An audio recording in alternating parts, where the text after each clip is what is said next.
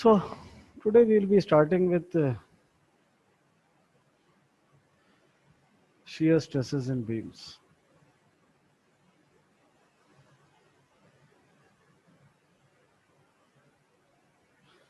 Now, what generally happens is if you have a beam, let us say you have a beam of a simply supported beam,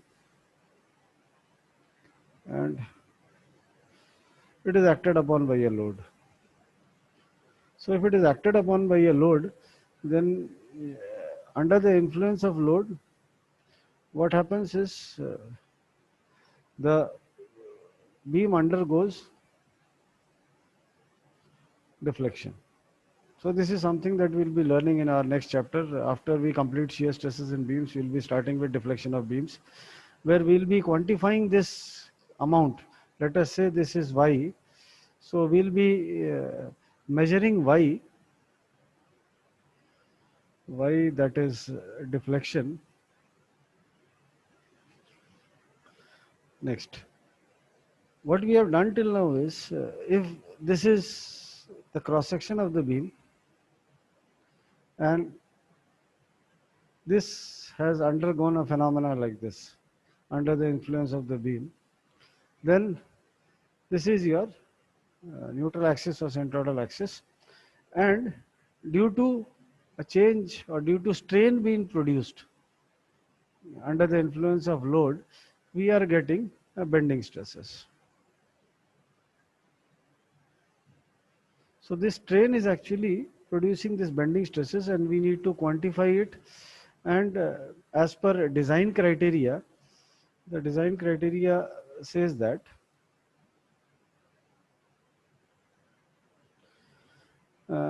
SUT, or the ultimate tensile strength of the body, this is equal to the maximum bending stresses. So what we do practically in uh, numericals is not the actual way of designing it. First, what you are doing is you are selecting a material. So once the material is selected,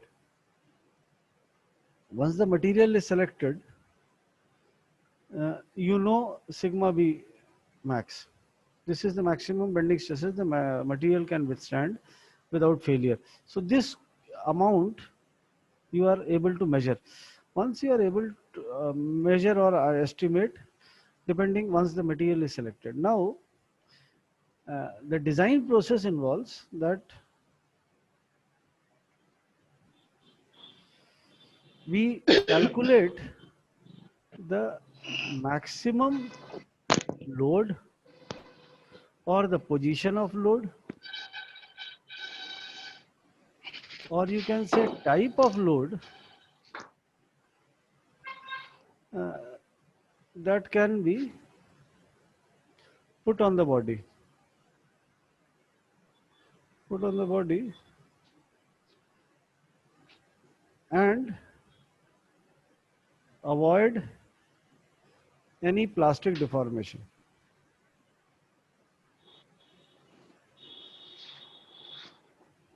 So we have taken that assumption that the material is loaded within elastic limits. This also clearly indicates that you are loading the body in such a way that only elastic deformation will be produced. There will be no amount of plastic deformation, because for plastic deformation you do not have a mathematical equation to relate them. Now, if you, I believe somebody is not mute, so everybody please mute yourself. So if you look at the phenomena of bending, let us say this is a cantilever beam, and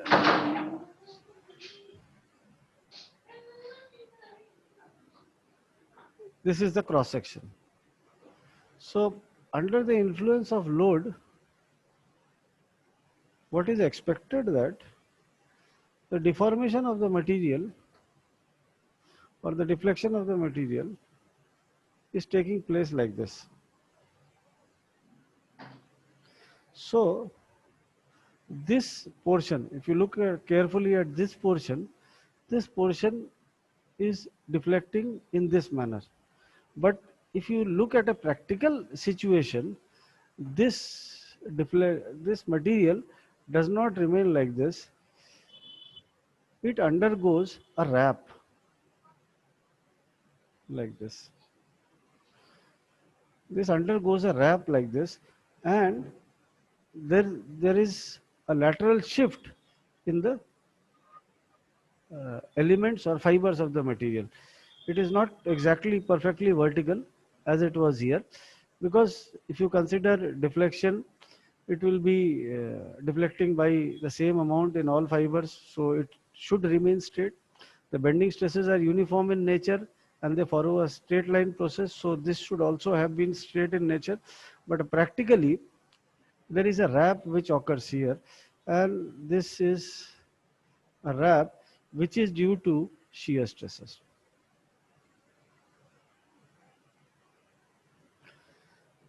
Now, this is how we understand shear stresses in real life situation. If you look at the mathematics behind it, this is a beam. It is subjected to some bending moment. If it is subjected to some bending moment, it is due to the shear stresses being produced. Because if you look in a vague manner, first we have drawn the shear force diagram, and then we have drawn the bending moment diagram. You directly do not draw the bending moment diagram. So the shear force diagram indicates, or the shear force values indicate, that there is some amount of shear force being acting at every section of the beam, and this shear is acting perpendicular to the direction of bending stresses or perpendicular to the direction of applied load. Why I am saying this is, this wrap is being caused, or the shear stresses, if you look at this cross section of the beam, the bending is taking place in this direction, whereas the shear stresses is taking place in this direction. So they are mutually perpendicular to each other, and this shall lead to shifting of planes one over another. So this is how shear stresses are produced. So if you want, you can copy this certain portion.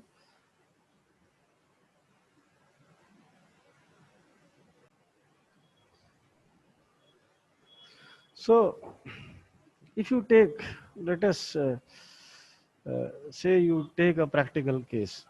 So you have, let us say you have taken three beams and you have placed them like this.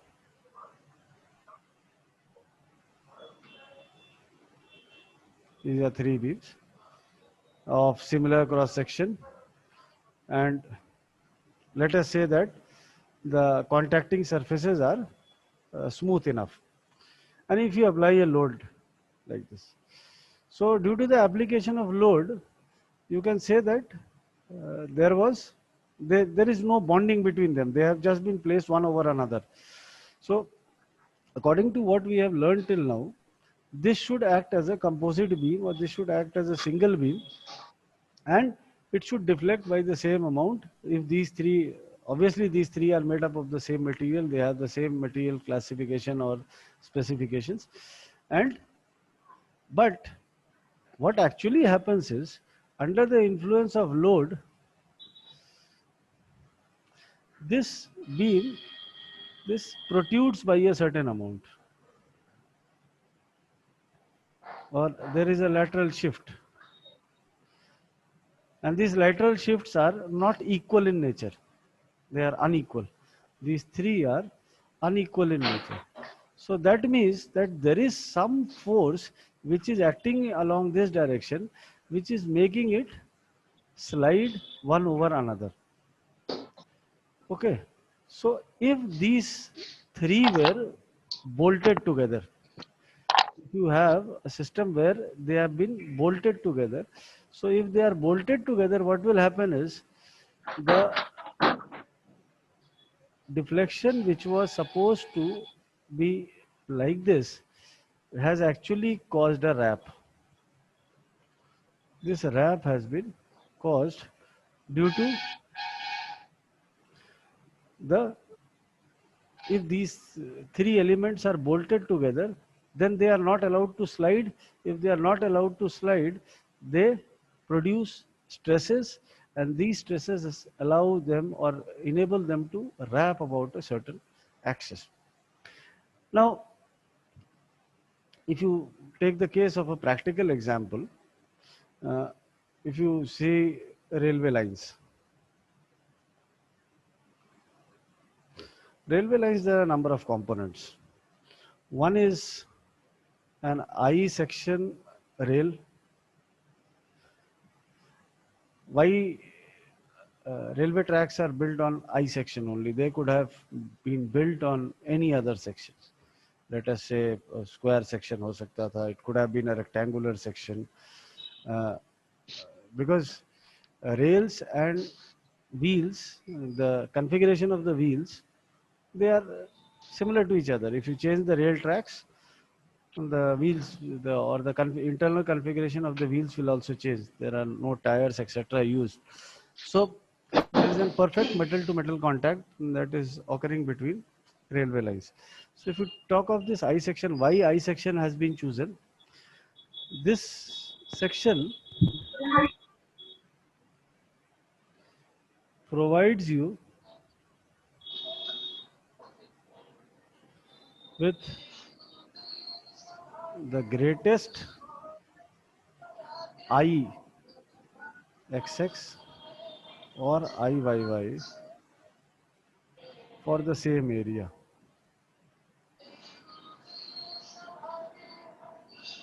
So if you take any two sections of the same area, let us say a circular and an eye, a rectangular and an eye, or a trapezoidal, triangular, any type of section you take, T section, if they have the same area, then same area means for the same length, they will be having the same volume.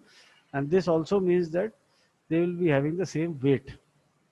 So you can say for the same weight or for the same area, this gives you the highest magnitude of I section, gives you the highest magnitude of IXX or IYY, or you can say second moment of area along XX axis and YY axis. So what is the advantage of using this? M by I is equal to sigma by Y. Greater the, if this value increases, this value decreases. So I section is the most preferred section amongst all cross sections where strength is required. Now, why do we prefer, or why do we actually use circular sections? The reason is this is easy to fabricate. This is easy to fabricate. I section is difficult to fabricate.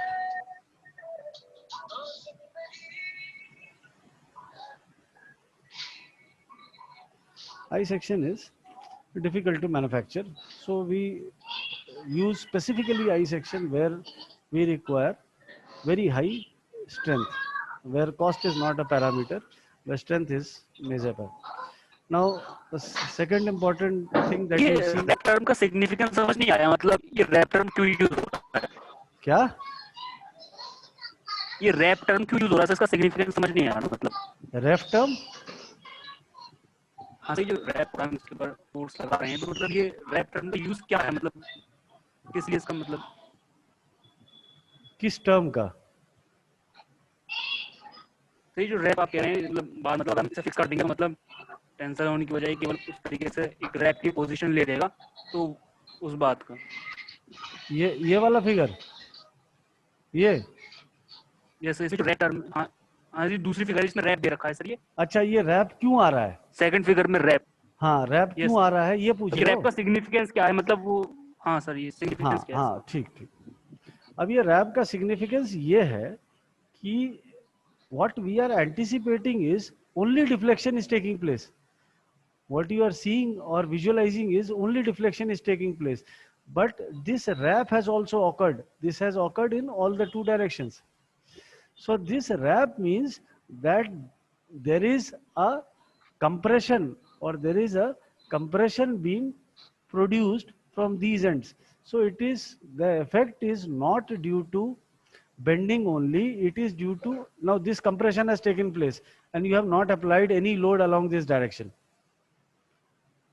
So where actually what we see is, हमारा analysis क्या होता है, जिस direction में load लगा है उस load की वजह से क्या हो रहा है, बस उतना. लेकिन उस लोड की वजह से और भी चीजें हो रही हैं उस डायरेक्शन में जिस डायरेक्शन में हमने देखा नहीं और जहां हम सोचते नहीं है. जब हम वन डायमेंशनल स्ट्रेस लिया and we have chosen an element, that inclined element was used to give you the magnitude of normal and tangential stresses.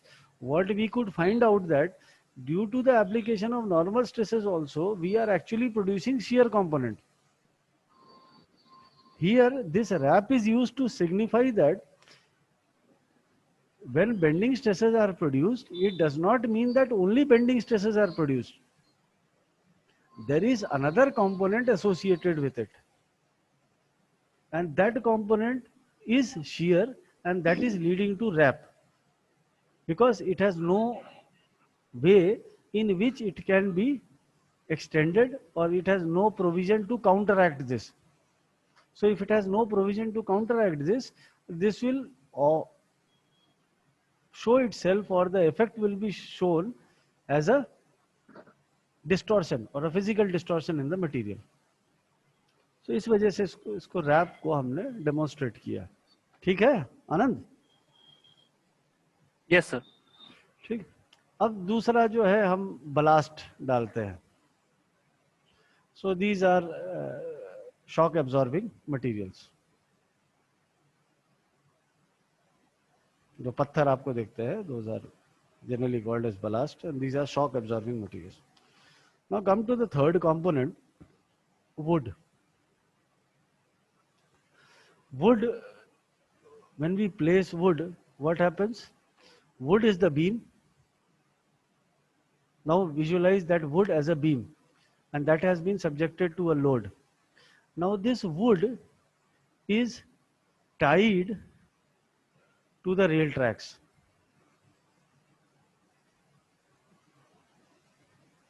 This wood is tied to the rail tracks. If you clearly see, this is not a overhanging beam, because wood is overhang from both the sides. So this is not an overhanging beam. This is a beam which is having infinite number of supports, because the entire ground level becomes a support for this. So this is a beam which is having infinite number of supports, and it is placed here, and load has been put on it. What is the load? The load is the train, the load of the train. And due to this load, what could have happened?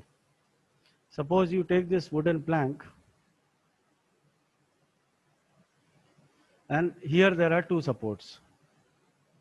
These two are rail tracks on which the train is running. So what would have been the probable modes of failure? If you look at the probable modes of failure, this could have, if you look here, what is happening? This joint could have broken down. ये joint टूटना चाहिए था. Due to excessive load, this, if you consider this as a beam, let it be having infinite number of supports. Due to this, what will happen? Maximum load will be occurring here. Here you will have maximum bending moment. If you are having maximum bending moment due to bending stresses, the wood should break down from here. It should break into two equal parts, because the load is uniform. First. Second, this distance is fixed. This is not a variable. So this should have broken down from the middle. But in actual practice, what happens? This wood chips off from here. If you look at the railway tracks clearly, you will see cracks visible on this end, on these two ends. You will not see cracks along these. That means the shear component is dominant, and this shear component has actually led to shifting of the wood fibers one over another. And due to this shifting, what is happening is the uppermost layer is getting chipped off. ऐसा नहीं है कि उसे कोई हथौड़ी से तोड़ रहा है. These layers are getting chipped off. Chipped off means उनके टुकड़े बन के निकल रहा है, and this chipping off is due to shear stresses. So in this chapter we will see how shear stresses are being produced, why they are being produced, what is the magnitude of shear stresses at various locations, and then we'll quantify and we'll derive a formula for it. So if you want you to copy this down, you can copy this down, otherwise I'll rub it.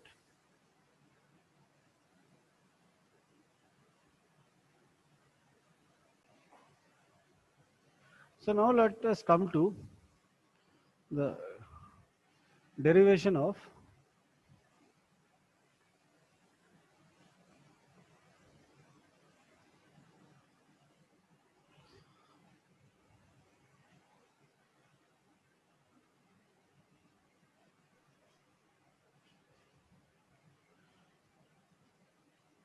shear equation for beams.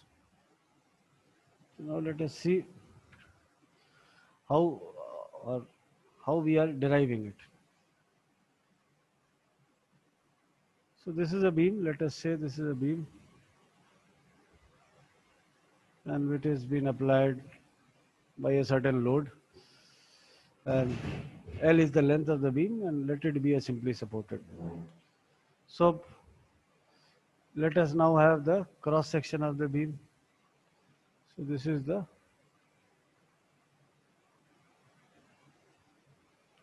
cross section of the beam.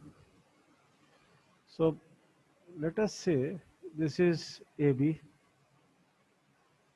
Let us take a portion of the beam CD having a length dx. Let us take a small portion of the beam having a length dx. So if you look here, then this is also dx. Okay, so let us take a plane on which the shear stresses are tau.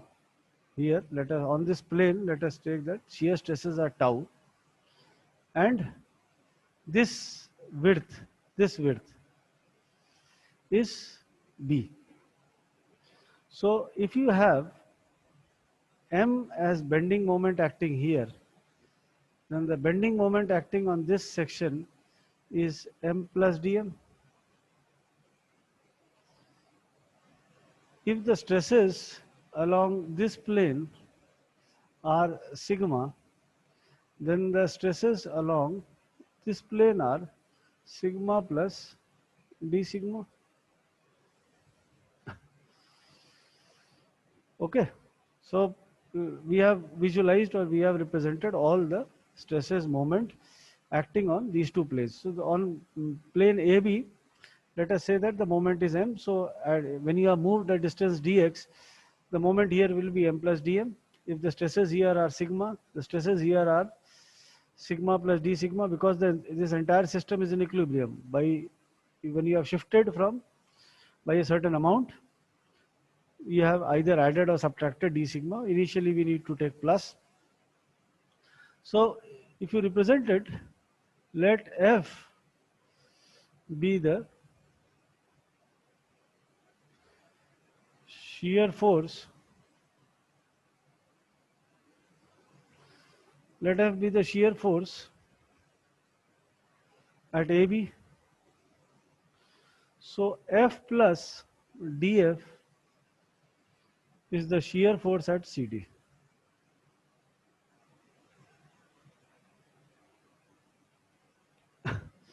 So what is stress? Stress is my by I.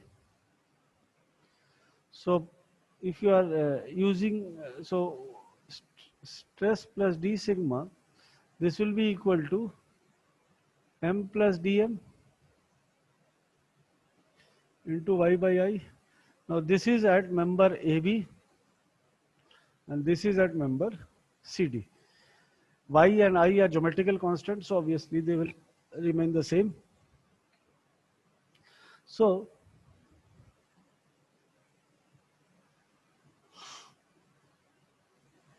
force on section AB. Now this is the stress. So if you multiply stress by elemental area, then you get force. So force on AB will be My by I into dA. You are multiplying it by the elemental area. Now force on section CD is how much? M plus dm by I into y dA. Okay. So the net unbalanced force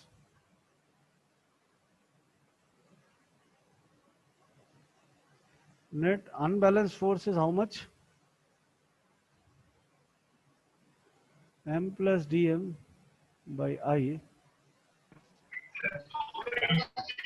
y dA minus M by I y dA. So this amounts to dm by I. Now this is a y bar multiplied by a y bar. So why did we get a y bar? If you look at this portion,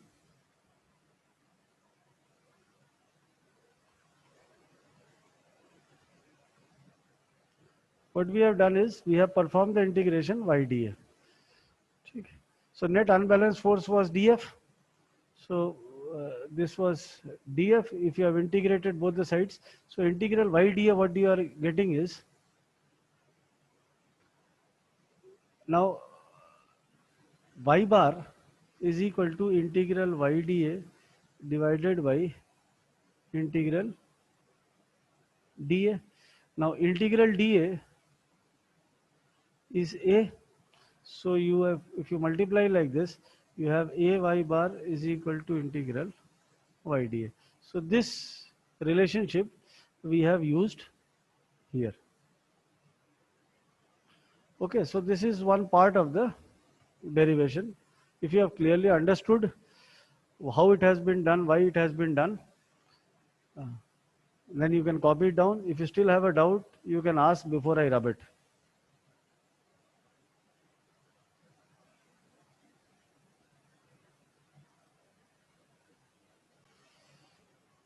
Explain you that why integral y dA.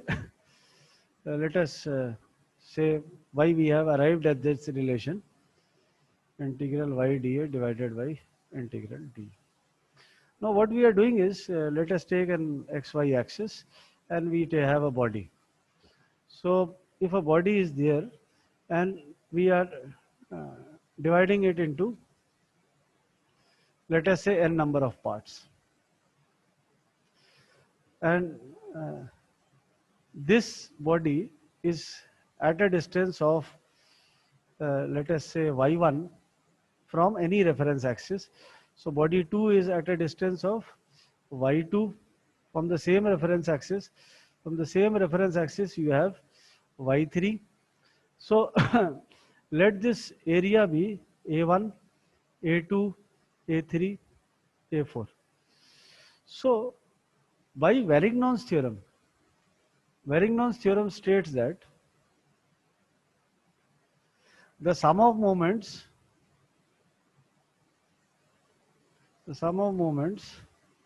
produced by individual forces about an axis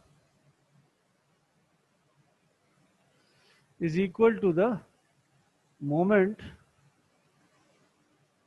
produced by the resultant about the same axis. Now what we are doing is, moment is force into perpendicular distance. We are replacing force by area here.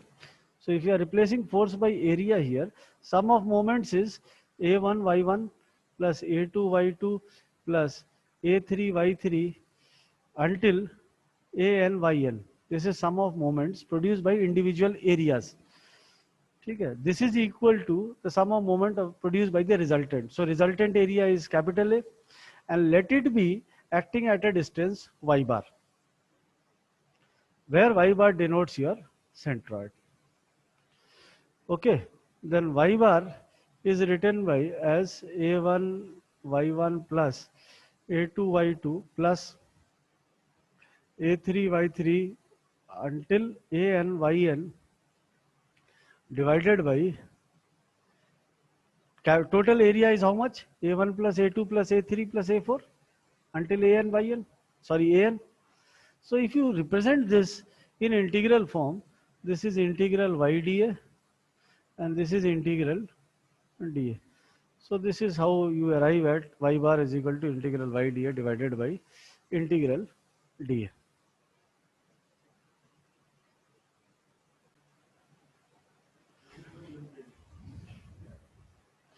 So if you look at the cross section once again,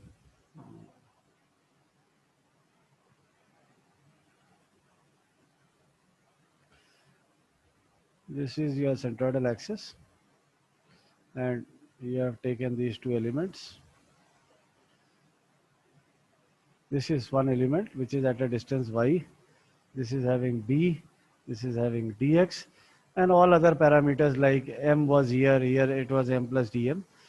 So these all things are as usual, as we have seen. So what we have derived till now was a net unbalanced force.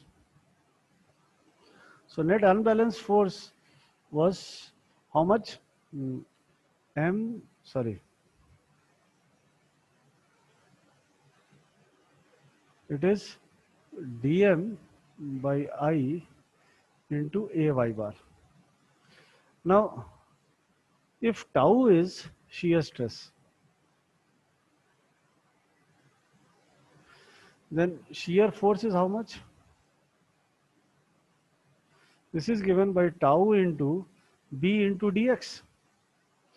This is b, instantaneous width of the section, and dx is the length of the material. So length of the section. So the net shear force is given by tau into b into dx. Now this net unbalanced force will be balanced by this shear force. So you have tau into b into dx is equal to dm by I into ay bar. Now if you resolve or if you keep tau here and if you bring it into similar terms, this is ay bar by I into b. So what is dm by dx? Dm by dx is a rate of change of bending moment. So this is shear force.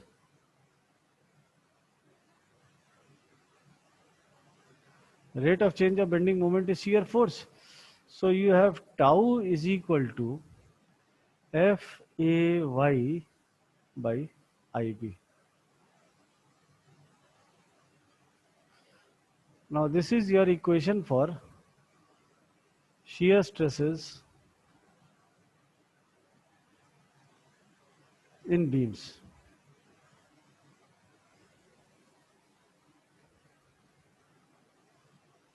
And the area that you have taken, you need to keep certain things in mind. That when you have talked of area, this was your area.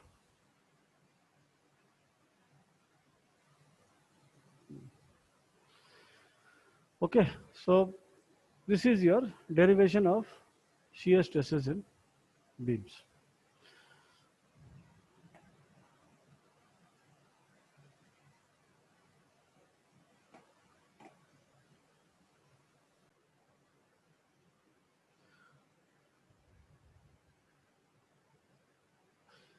Now, the final equation that you have derived now is tau is Fay by Ib.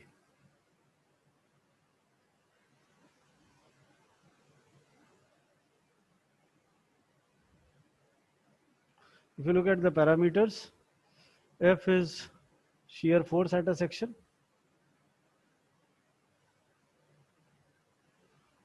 This you can find out if you know the loading, if you know the type of support the beam is subjected to. A is area of the section. Now this is area of the section, not cross-sectional area. Okay. So sorry, this is cross-sectional area, not uh, anything else. Sorry, it is cross-sectional area only. Y bar is centroid of the section from the neutral axis. I is Ixx, that you can calculate, and B is instantaneous width of the section.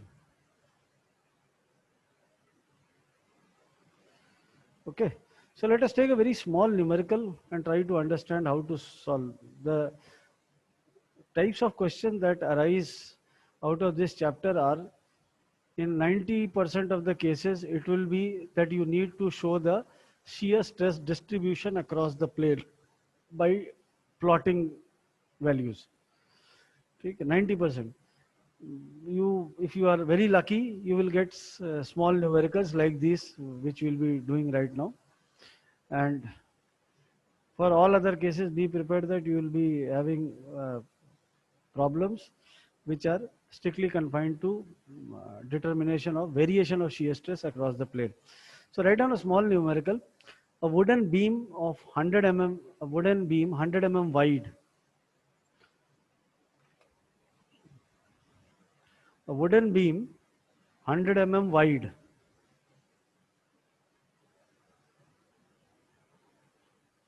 and 150 mm deep. A wooden beam 100 mm wide and 150 mm deep is simply supported over 4 meters. Is simply supported over 4 meters.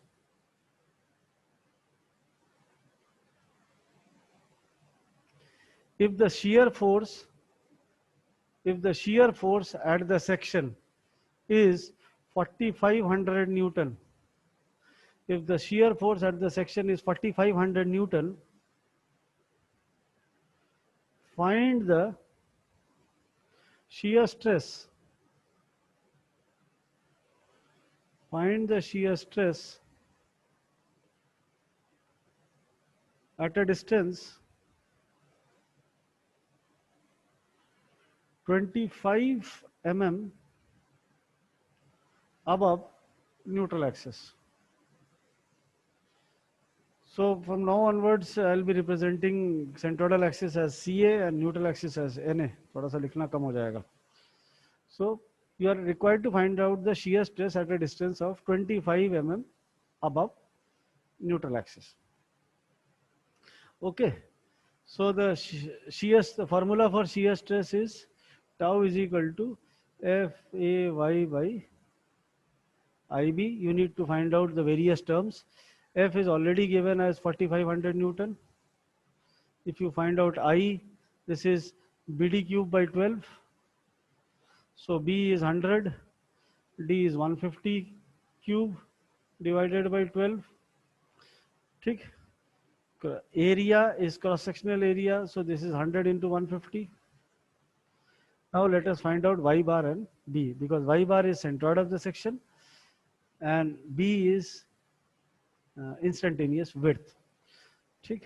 So for determination of all these things, what is said that at a distance of 25 mm above neutral axis. So this is 25 mm.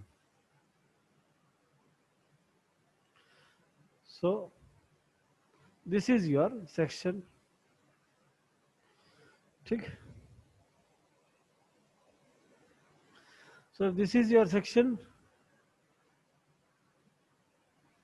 then what is width B? Width of the section is 100. Width तो 100 ही है पूरा. हमने integral हमने area इसका क्या लिया था, B D X ना, at the time of derivation. So B हो गया, और अब ये वाई बार आना है. तो बी तो यही रहा. अब Y bar is how much? Y bar is from the centroidal axis. So first you are moving 25. This entire distance is 75. This is 150. This is your neutral axis. So this is 75.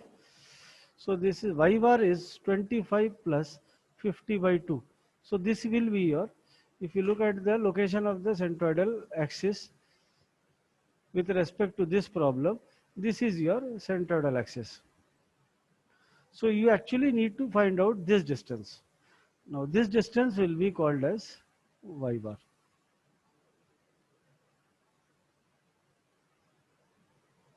ठीक है, जिस तरह से derivation में लिया था उसी तरह से है, क्योंकि हम सेक्शन डेरिवेशन में we had talked about the section, so everything will be confined to the section only. I, B, A, these are all material, geometrical properties, so obviously they won't change. So ये हो गया 25 और ये 50 हो गया, this is equal to 50 mm. So if you put down all these values, you get tau is equal to 0.4 Newton per mm square. So if you are lucky enough, you will get very small problems like these. Otherwise, the basic structure of problems in shear stresses in beams is you need to plot the variation of shear stresses along the entire section of the beam. Along the entire section of the beam.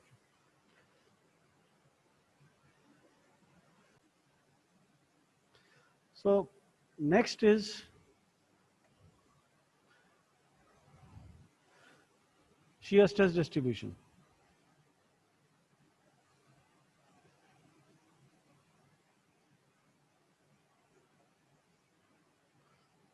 So shear stress distribution, we'll be studying about standard sections which are used in practice. You can devise any section which for which shear stress distribution can be found, but those are not actually used in standard engineering practices. The reason is we do not try to create unusual type of sections because manufacturing becomes an issue. And the second important thing is stress distribution also becomes an issue. So what we do is we choose usual sections. So the first section that we are choosing is rectangular section. So for a rectangular section, let us say we have chosen a rectangular section. So this is a rectangular section of dimension D, and this is B. And this is your neutral axis, which has been demonstrated like this. And we have chosen an element which is at a distance of y, and this is your section. Okay. So the magnitude of this section will be d by 2 minus y. Okay. So what is the area of the section?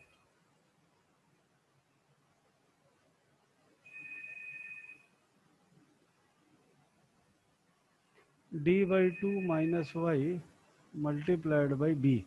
So this is your area of the section. Now what is y bar? Y bar is y plus half of this.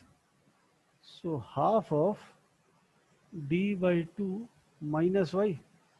Y by 2 plus d by 4. Huh? Y by 2 plus d by 4 आ जाए. So this can be further written as half into y plus d by 2. So y bar ऐसे आ गया. Now what is the standard equation? Tau is equal to FAY by IB. So if you put down the values, F remains as usual. A is d by 2 minus y into b f a y bar is into half y plus d by 2 divided by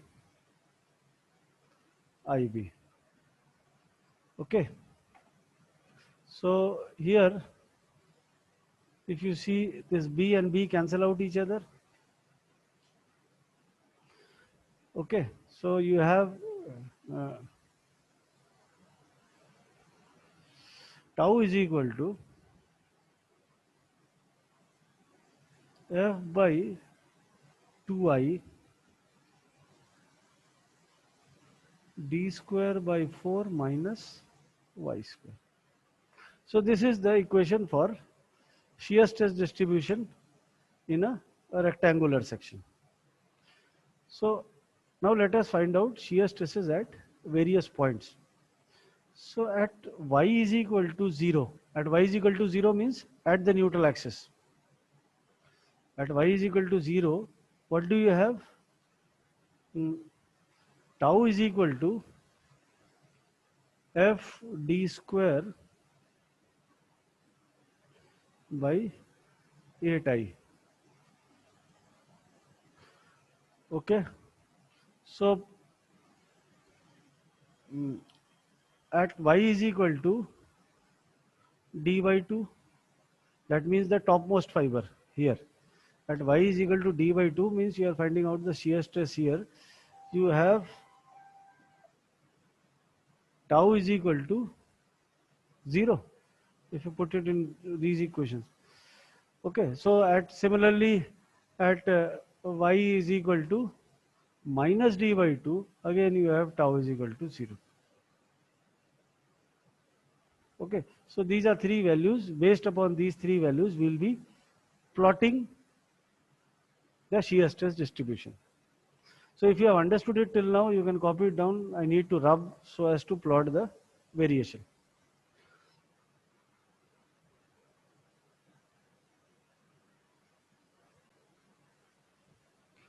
So,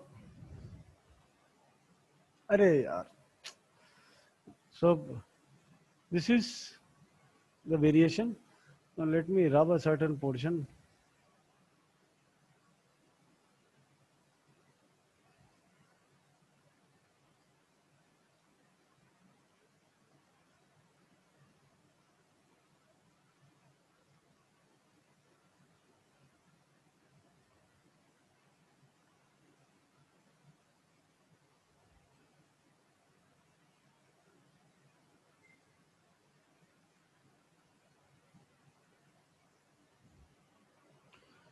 Now coming to the variation, if this is, you need to draw the variation. This is your line, reference line. Now at y is equal to 0, it is maximum. So this is one point where you are plotted. And at the ends, it is 0. So these are 2 points. So if you are plotting it, then the equation was tau is given by f by 2i d square by 4 minus y square. So this is a quadratic equation, so it will be a parabola. So it is plotted like this.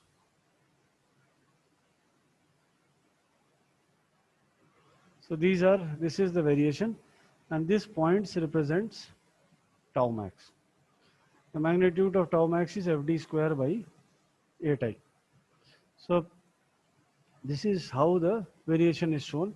Now another thing that you can interpret is as I is equal to bd cube by 12. So tau max is equal to f d square divided by 8 into bd cube, and here you have 12. So this gives you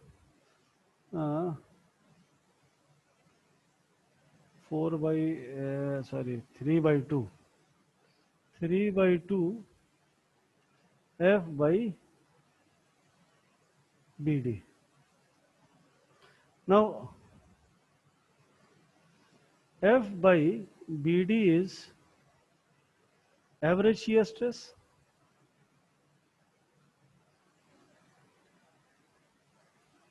Why average shear stress? Because F is the shear force and B is your width of the entire section, D is the depth of the entire section. So this gives you the average shear force, average shear stress. So you can write that tau max is equal to 3 by 2 times tau average. So the average shear stress across the section is, the maximum shear stress is 1.5 times the average shear stress. So this is one significant finding that we have from this stress variation. So you need to understand it, why the nature is like this, how we have interpreted, how we have plotted, why do we have this structure like this only, and then only we can proceed forward. So the next section, let us start with the next section, that is shear stress distribution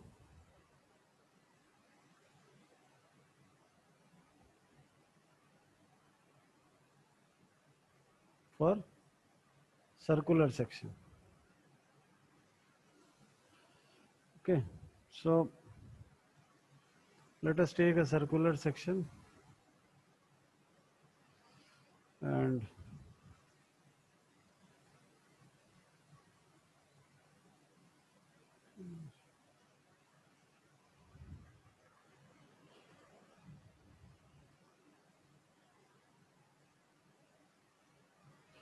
this is your neutral axis, and at a distance of y we have taken an element. So this is your element. Obviously this length is r, so at a distance of y we have taken an element, and this shaded portion represents your section for which shear stresses have to be found out. So tau is given by, again, writing down the general equation FAY by IB. So if you write down dA, elemental area, this is given by B into dy. Let this instantaneous thickness be dy. Let this instantaneous thickness be represented by dy. So if you need to find out dA, so uh, sorry,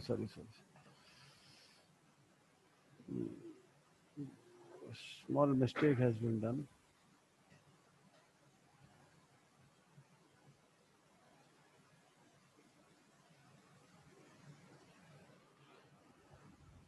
Let us take a strip of thickness dy.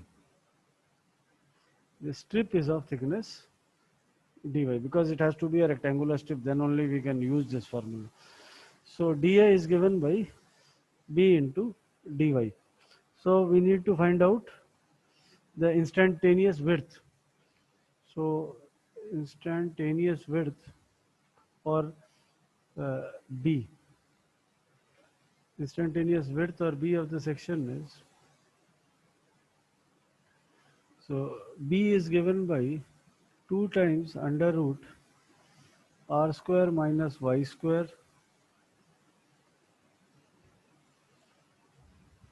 So you have dA is equal to 2 under root r square minus y square into dy. Why this 2 r square minus y square? If you see here, this becomes a right angle triangle. So this length is r square minus y square. So you have another length of the same magnitude here. So this is 2 into r square minus y square. So dA is 2 into r square minus y square. So let us find out a y bar.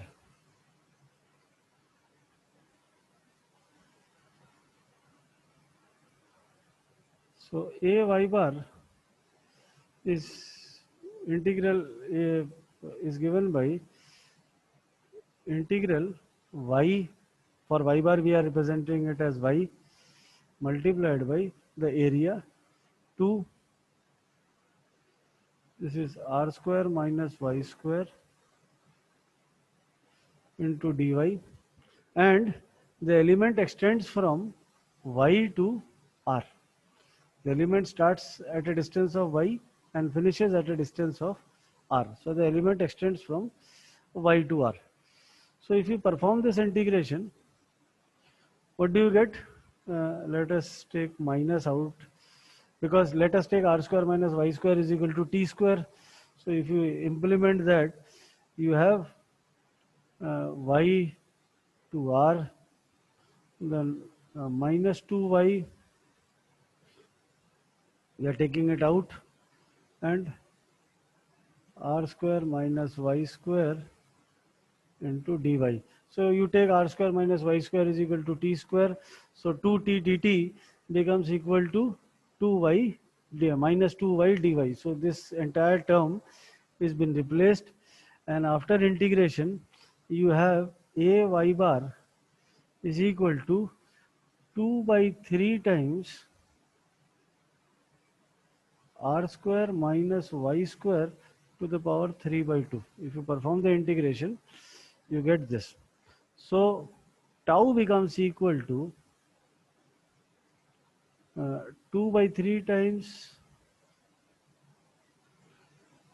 r square minus y square to the power 3 by 2 multiplied by f. F a y हो गया divided by I b.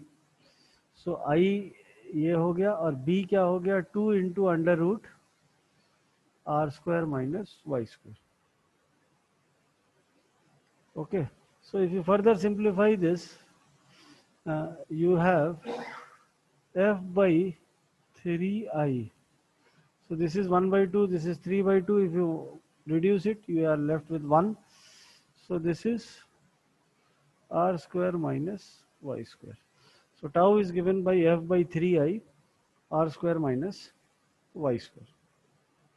So this is the shear stress for a circular cross section. Okay, so what we have done is we have taken a circular cross section. From the neutral axis at a distance of y, let us take an elemental strip, a rectangular elemental strip of thickness dy. Okay, so fay by ib. So dA is b into dy. So instantaneous width of the section is 2 into r square minus y square. Okay, and dA becomes 2 into r square minus y square multiplied by dy. b dx था ना, यहाँ पे b dy हो गया. So to find out the magnitude of a y bar, we are integrating because the elemental starts from y and finishes at r. So we are integrating it from y to r. To integrate it, what you are doing, we have replaced by a minus sign outside, minus sign inside. So this becomes minus 2y dy. Let r square minus y square be equal to t square. So 2t dt is equal to minus 2y dy. So replacing similar terms, you get a y bar is equal to 2 by 3 times r square minus y square to the power 3 by 2. Putting it into the generalized equation, where b is equal to 2 into under root r square minus y square, you have f by 3i r square minus y square. So this is the equation for shear stress, general equation for shear stress for a circular cross section. So this is f by 3i. So let us plot the variation. So if you let us once again draw the section. This is your neutral axis.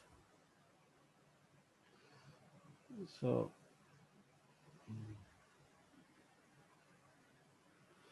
The formula that we have derived is tau is equal to F by 3I R square minus Y square. So if you plot the variation at Y is equal to, if the diameter is D, at Y is equal to D by 2. So what do you have at the topmost fiber? So Y becomes equal to D by 2, R square is D by 2. कितना होगा? At Y is equal to 0, sorry, at Y is equal to D by 2, you have tau is equal to 0, because R is D by 2, this is D by 2 whole square, this is D by 2 whole square. At Y is equal to 0, you have tau max is equal to F by 3I R square. So obviously the variation is a parabolic variation that you can see. So if you draw the variation between stresses at various points, this is the variation that you get. And this point corresponds to tau max. Okay, so this is your variation. Okay. Now, this is tau max. Now, if you put the value of I, if you represent tau max like this is F R square divided by 3. I is, what is I? This is pi by 4 R to the power 4. Pi by 4 R to the power 4 ही होता है ना? अरे pi by 64 D to the power 4 is equal to pi by 4 R to the power 4. So this tau max can be written as, ये R square और ये cancel out हो गए. So you are left with 4 by 3 F divided by pi R square. Now this F divided by pi R square is average shear stress. So tau max is 4 by 3 times tau average.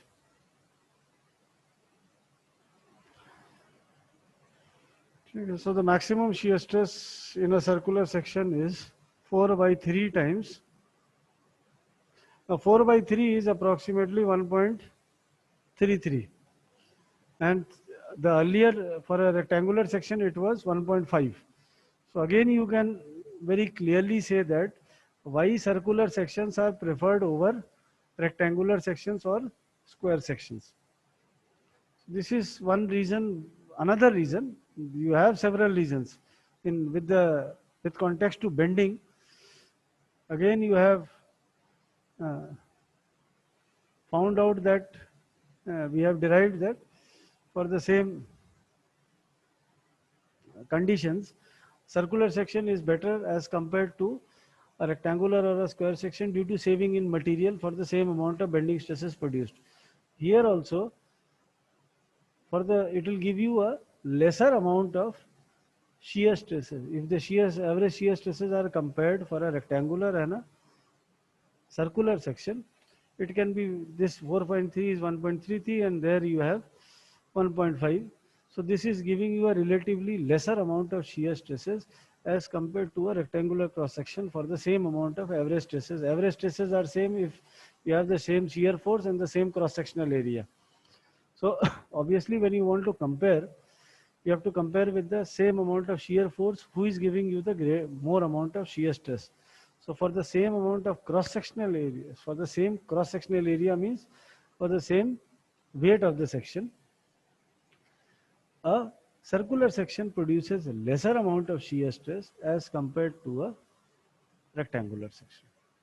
So this is about a circular section.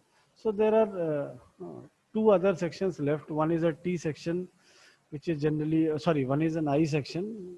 T section is generally not used. It is only for the problem solving purposes, but I section is the most common type of section that is used for high strength applications. So I section and one more section just to show you the variation that we'll be discussing in the next lecture.